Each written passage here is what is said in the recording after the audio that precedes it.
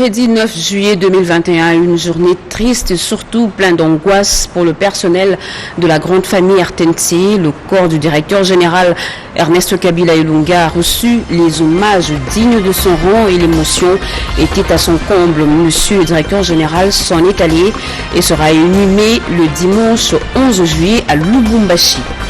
Et nous irons ensuite en Ituri où les FARDC ratissent large et neutralisent tout ennemi de la paix et fait asseoir l'autorité de l'État sur toute l'étendue de cette province.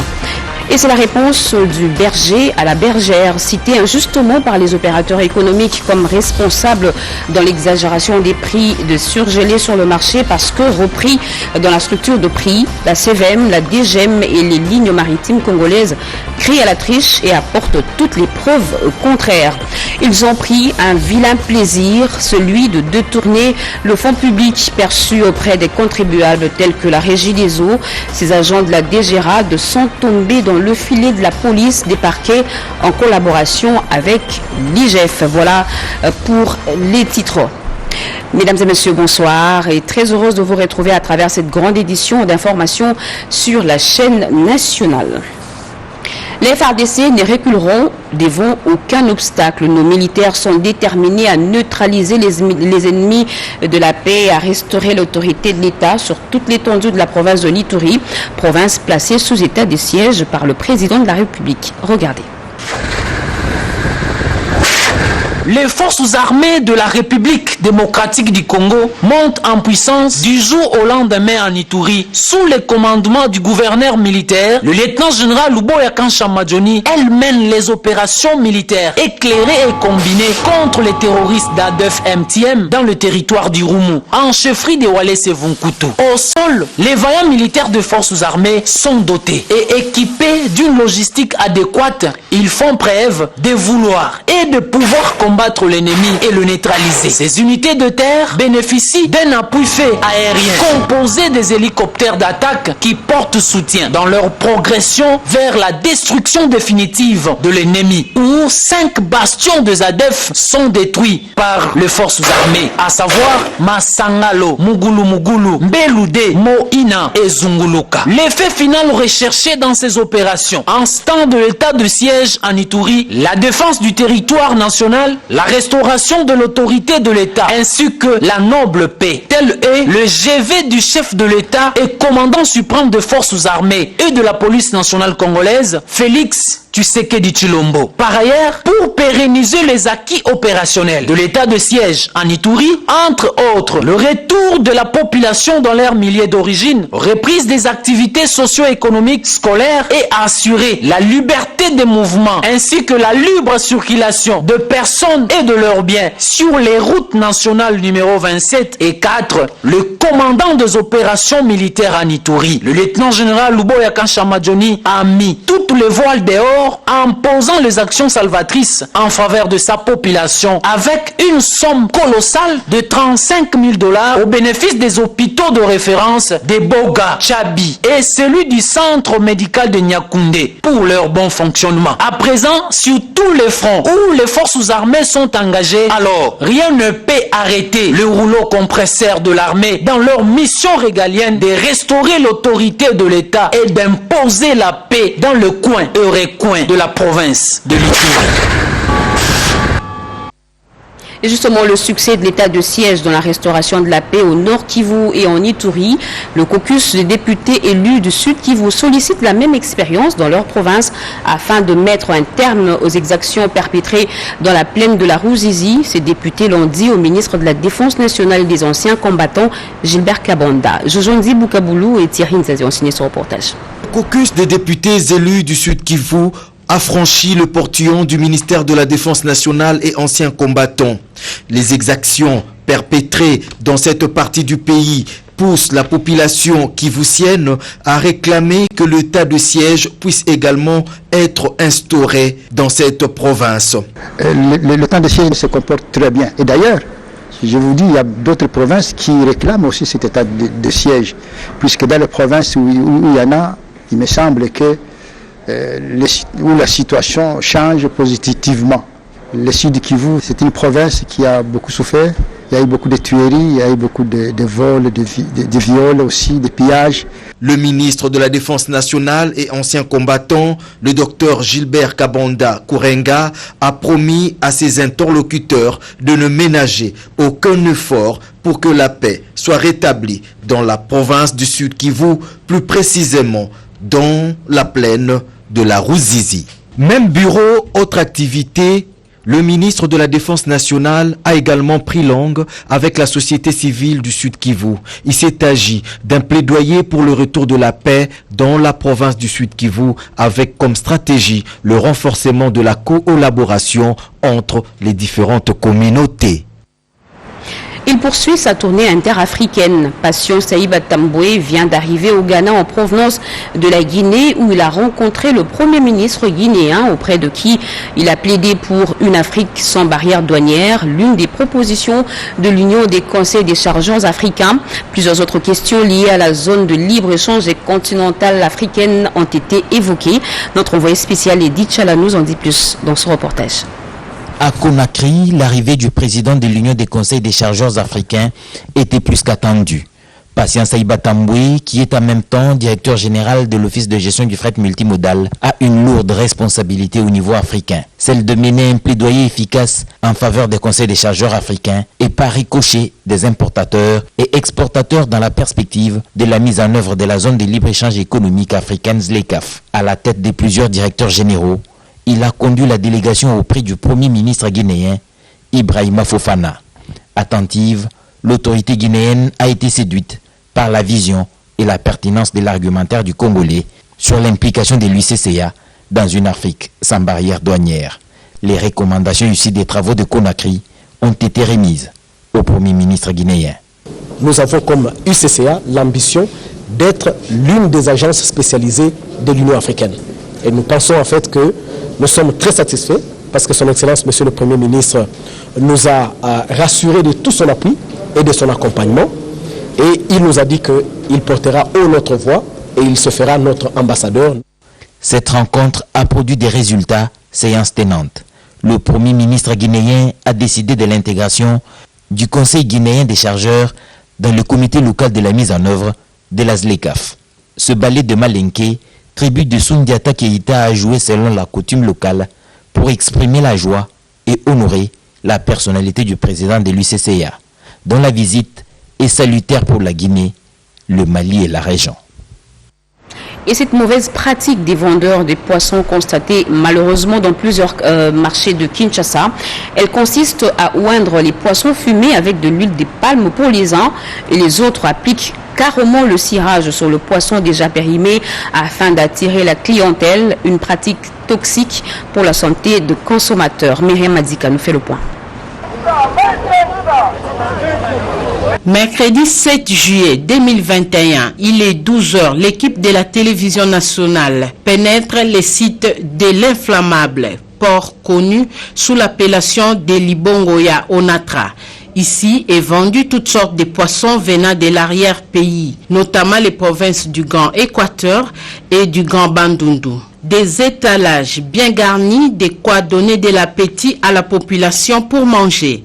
Ces commerces devenus florissants et facilités par la navigabilité du majestueux fleuve Congo où les bateaux accostent chaque jour. Ces poissons fumés, recherchés et appréciés par tous, sont dans la plupart des cas embellis par certains produits pour leur donner un aspect neuf et frais. Des vendeurs expliquent. On n'embellit pas avec de l'huile, mais il y a d'autres personnes qui enlèvent seulement les poussières qui se trouvent sur les poissons.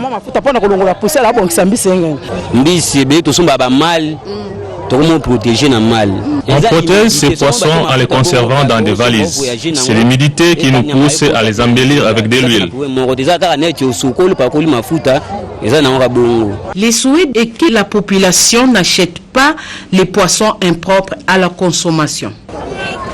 L'intersyndicale nationale de l'administration publique enfin réunifié. Les membres du bureau de l'INAPT avec le vice-premier ministre, ministre de la fonction publique, Jean-Pierre Liaou, qui par la suite s'est entretenu avec une délégation du projet PRAP. D'autres explications avec Cédric Kéninambo. Il y a un temps pour tout. Plus d'une année d'antagonisme entre deux partis. Enfin, l'intersyndicale nationale de l'administration publique a un nouveau bureau. Les membres ont été présentés auprès du vice-premier ministre, ministre de la fonction publique, Jean-Pierre Liaou. Ces derniers, au cours de cette réunion, a communiqué la vision du gouvernement concernant la matérialisation des réformes qui visent la modernisation de l'administration publique. Il nous a fait rapport sur ce qu'a été ses interventions, ce qu'il a fait comme rapport au Conseil des ministres, et nous sommes appropriés tout ce qu'il a informé aux membres du gouvernement. Maintenant, nous attendons l'application. Et comme nous l'avons toujours dit, que la fonction publique ne se gère pas par les membres du gouvernement seuls. C'est un ministère qui se gère en partenariat parce que la loi donne aux syndicats le pouvoir de prendre part à tout ce qui touche à la vie et à la carrière de l'agent. Et dans un autre décor, le vice-premier ministre, ministre de la fonction publique, a reçu une délégation de la Banque mondiale. Des échanges fructueux qui ont tourné autour d'une question essentielle, la reconduction du projet de réforme et rajeunissement de l'administration publique. Ajouté à cela, le PRAP, mais aussi d'autres aspects importants liés à la dématérialisation des procédures et amélioration des conditions de travail. Non, la DGM, la CVM et les lignes maritimes congolaises ne perçoivent aucune taxe dans la structure de prix des produits surgelés. Les responsables de ce service de l'État crient à la triche et disent leur indignation face à cette affirmation des opérateurs économiques opérant dans ce secteur. Ils ont rencontré le ministre de l'économie nationale, Jean-Marie Kalumba Youma, à qui ils ont remis et présenté toutes les preuves. Regardez. Pointé du doigt par les opérateurs comme responsable dans la surcharge de la structure de prix de produits surgelés, la Congolaise des voies maritimes CVM, les lignes maritimes congolaises LMC et la Direction générale des migrations DGM déclinent toute responsabilité. Ces services de l'État sont venus rencontrer le ministre de l'économie nationale, Jean-Marie Kalumba Youma, pour rejeter en bloc les éléments fournis par les importateurs pour justifier l'exagération des prix de produits de grande consommation sur le marché. La CVM n'est pas d'accord avec cette appréciation des importateurs. Donc, dans la mesure où elle facture les navires, elle ne facture pas la marchandise. Donc, dès lors, elle ne comprend pas pourquoi elle figure dans la structure de prix. Les lignes maritimes congolaises, par la bouche de son DG Jean-Claude Mukendi, dénoncent carrément la triche de la part des opérateurs économiques. Les opérateurs économiques externes font de la tricherie. En ce qui nous concerne, nous, les lignes maritimes congolaises, les frais qui concernent tout juste le navigateur externe, les transporteurs externes, et ça n'a aucun impact sur les opérateurs économiques congolais. Mentionné aussi dans la structure de prix, la Direction générale de migration DGM décline toute responsabilité et affirme qu'elle ne taxe pas la marchandise mais contrôle les voyageurs. Elle s'occupe notamment de la régularité des titres consulaires des équipages. Pour rappel, le ministre de l'économie nationale fait du juste prix son cheval de bataille. La police des parquets et l'inspection générale de finances, une collaboration qui produit des fruits, tenait ce vendredi. Ces deux services précités ont réalisé un joli coup de filet. Ils viennent de mettre la main sur un réseau des agents de la DGM, de la DGRAD plutôt. Et ces derniers percevaient indûment des fonds publics auprès des contribuables dont la Régie des eaux, des milliers de dollars détournés se sont volatilisés. Cédric Enina.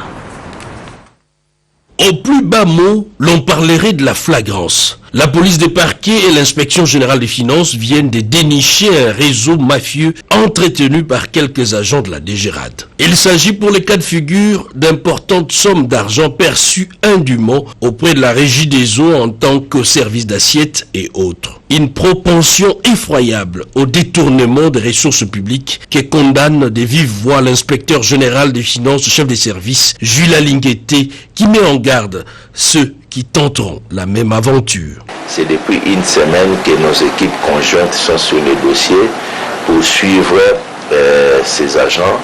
Et aujourd'hui, la police judiciaire des parquets venait de mettre la main sur ces agents.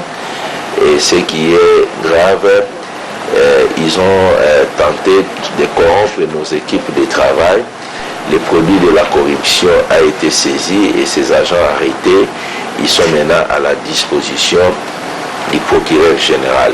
L'inspecteur général de la police des parquets, Antoine Camille Boyaou, s'est montré également dissuasif. Il est grand temps pour ceux qui doutent encore qu'ils puissent réviser leurs méthodes parce qu'on sera sans pitié. Corruption, détournement, vocabulaire fréquent appelé à disparaître, comme l'entend si bien l'inspection générale des finances.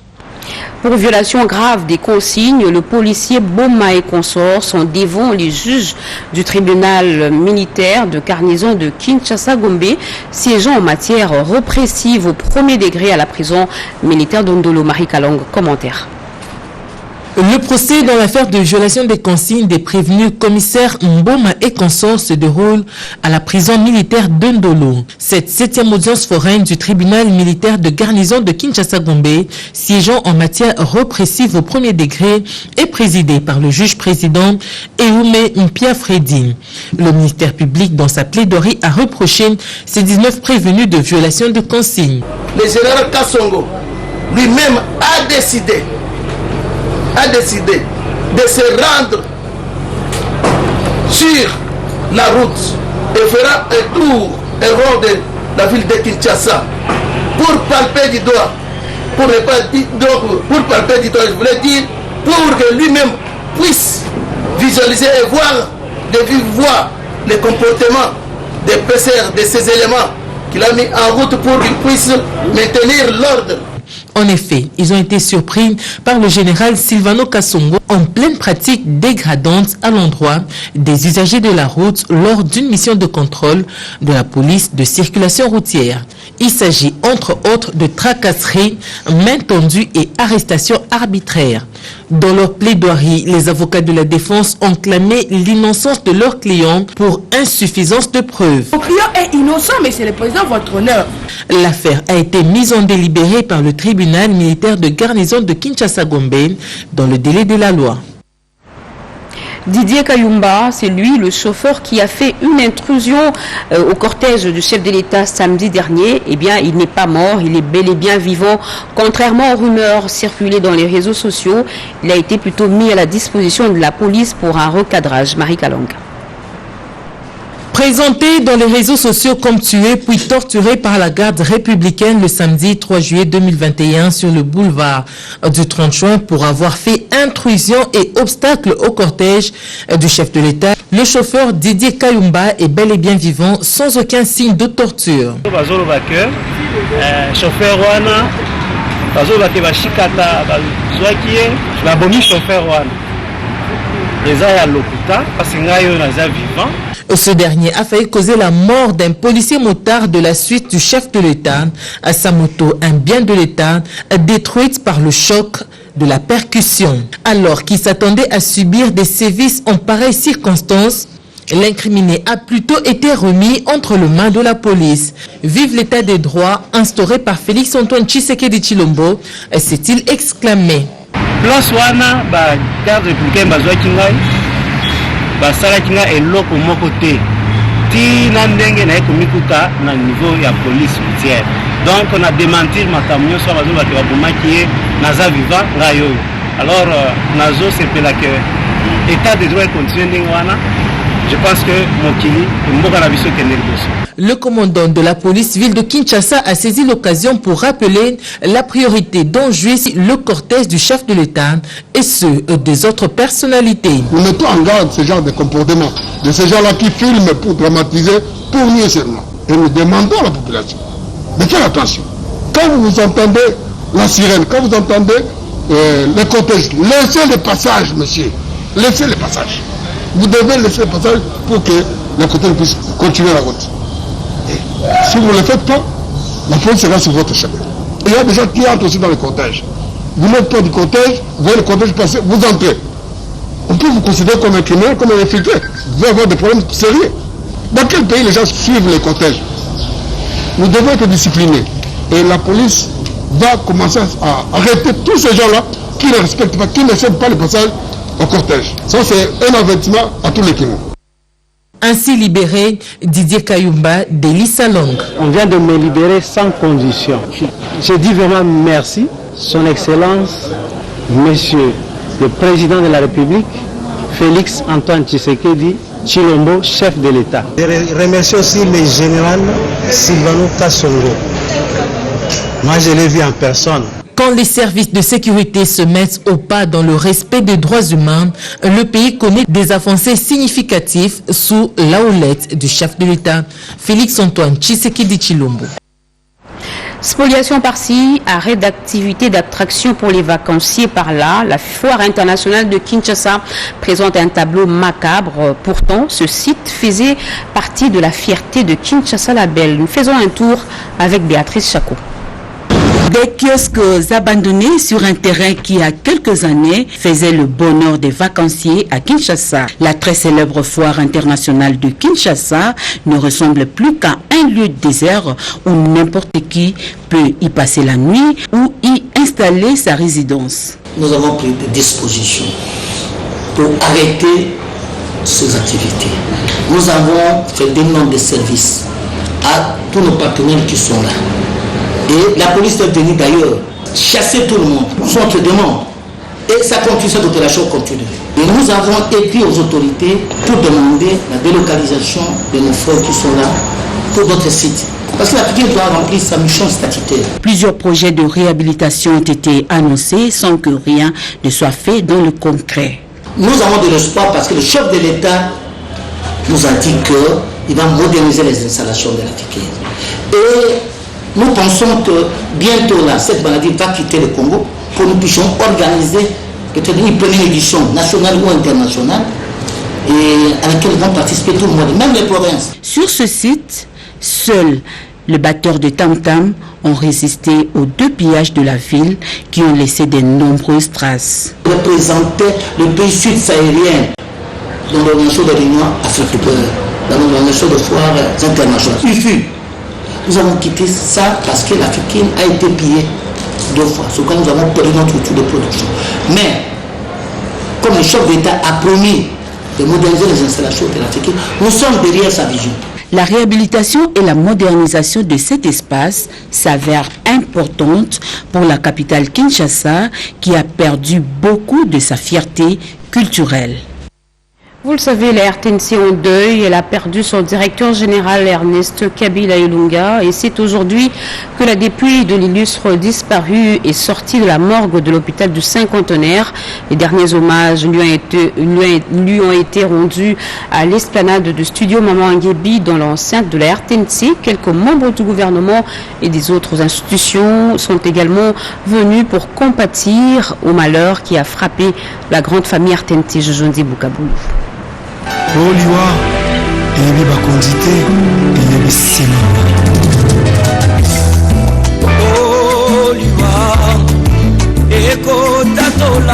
Décédé le 25 juin dernier, Ernest Kabila Ilunga reçoit les hommages funéraires le plus mérités ce 9 juillet 2021.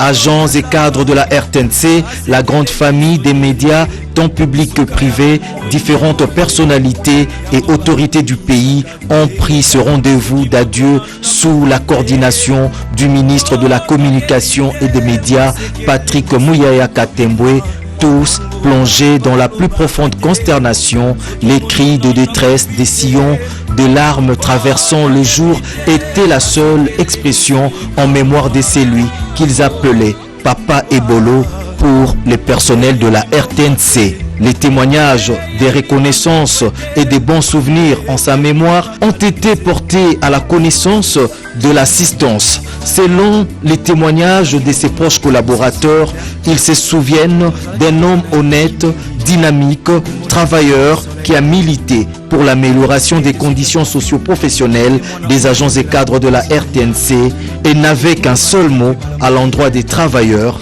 le travail, rien que le travail bien fait. Le directeur de la Redevance a évoqué la mémoire d'Ernest Kabila Ilunga en parlant de la date symbolique du 25 juin 2011 qui rappelle la promulgation de l'ordonnance instaurant la Redevance. Voilà que c'est un autre 25 juin 2021 que le Très-Haut a rappelé auprès de lui son serviteur Ernest Kabila Ilunga à la grande consternation et désolation de sa famille biologique et de ses différents collaborateurs au niveau de la RTNC. Pour sa part, le ministre de la Communication et des Médias a reconnu la bravoure d'Ernest Kabila avec qui il avait un plan commun. Après la cérémonie à la RTNC, le cortège funèbre a pris la direction de l'aéroport international d'Ndjili pour le transfert de la dépouille mortelle dans le Haut-Katanga à Lubumbashi. Que la terre de nos ancêtres lui soit douce et légère. Adieu, monsieur le directeur général. Le Conseil national de la société civile pour le suivi de l'accompagnement citoyen du gouvernement dit soutenir les actions et priorités de l'équipe gouvernementale Samalou Kondé. Les membres de ce conseil se sont exprimés lors d'un atelier débat organisé cet avant-midi. Rikinzouzi Raphaël Sadi. Privilégier l'intérêt supérieur de la nation et du souverain primaire avec la participation active de la société civile dans la vie nationale sont autant de recommandations formulées à la téléconférence du Conseil national de la société civile pour le suivi et l'accompagnement citoyen du gouvernement de l'Union sacrée que dirige le Premier ministre Samalou Kondé.